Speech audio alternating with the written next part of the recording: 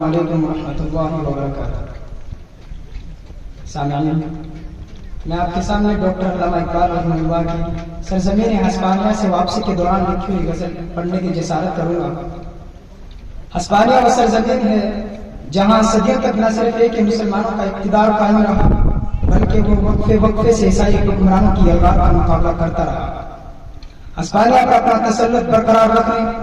اور اس سرزمین کے دفاع میں لاکھوں مسلمانوں نے اپنے خون کا نذرانہ پیش کیا۔ تو سرزمین ہسپانیہ سے واپسی کے دوران ڈاکٹر علامہ اقبال رحمہ اللہ نے لکھا، ہسپانیہ تو خون مسلمان کا امین ہے، ہسپانیہ تو خون مسلمان کا امین ہے، مانند حرم پاک تو میری نظر میں،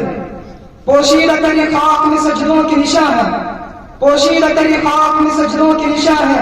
خاموش اذانیں ہیں تیری باد شہر میں، روشن تھی ستاروں کی طرح ان کی سنانے،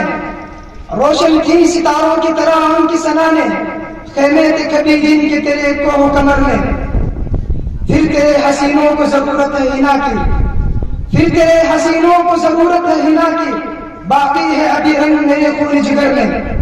کیوں کر رس و خاشاک سے دب جائے مسلمان،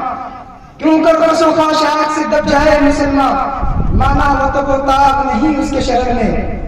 گرناتا بھی دیکھا میری آنکھوں نے ولیکن، گرناتا بھی دیکھا میری آنکھوں نے ولیکن، تسکین مسافر نہ سفر میں نہ حضر میں، دیکھا بھی دکھایا بھی سنایا بھی سنا بھی، دیکھا بھی دکھایا بھی سنایا بھی سنا بھی، ہے دل کی تسلی نہ نظر میں نہ خبر میں۔